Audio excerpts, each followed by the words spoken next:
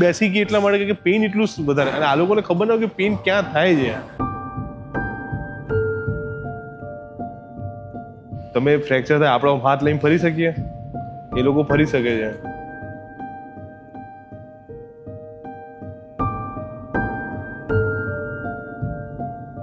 તમને ઓર્થોપેડિકનું જેટલું બી પેઇન હોય હંમેશા મતલબ કે સિવિયર જ હોય. પેઇનમાં બે વસ્તુ થાય, બોડી કાં તો પછી એ સેન્સેશન જતું રહે, યા તો પછી બોડી છોડ નાખે ત્યાં.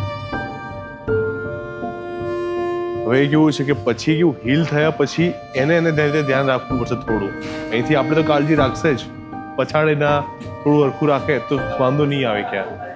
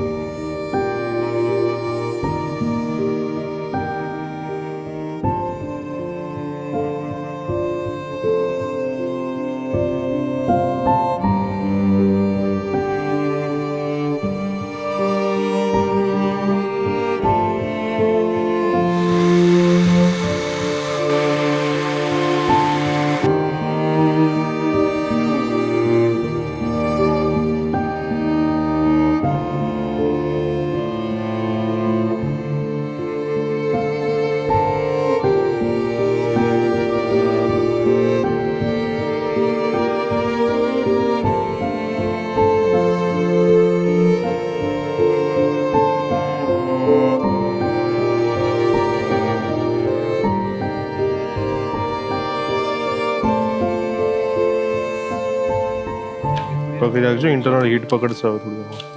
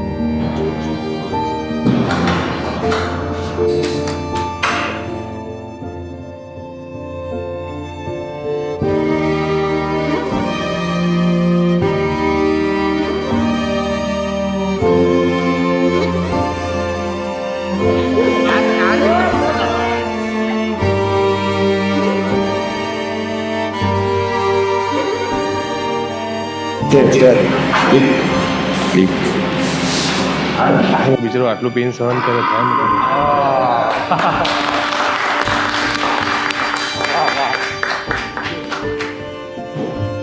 મોસ્ટલી લાર્જ એનિમલની અંદર મેટાકાર્પલ અને મેટાટાર્સલના ફ્રેક્ચર સૌથી વધારે જોઈએ. ત્યાં મસલ માસ ના હોય, ઓનલી બસ સ્કિન હોય, નીચે મસલ ડાયરેક્ટલી બોન ટચમેન્ટ હોય. તો એમાં આ ટેકનિક સૌથી બેસ્ટ છે. 15 દિવસે પ્રાઇમરી કેલ્સિફિકેશન થાય, 30 દિવસે સેકન્ડરી કેલ્સિફિકેશન થાય, અને 60 to 65 ડેઝમાંની અંદર જે બલ્જ કેલ્સિફિકેશન ત્યારે થાય, ત્યારે આ એસેમ્બલી આપણે કાઢી શકશું.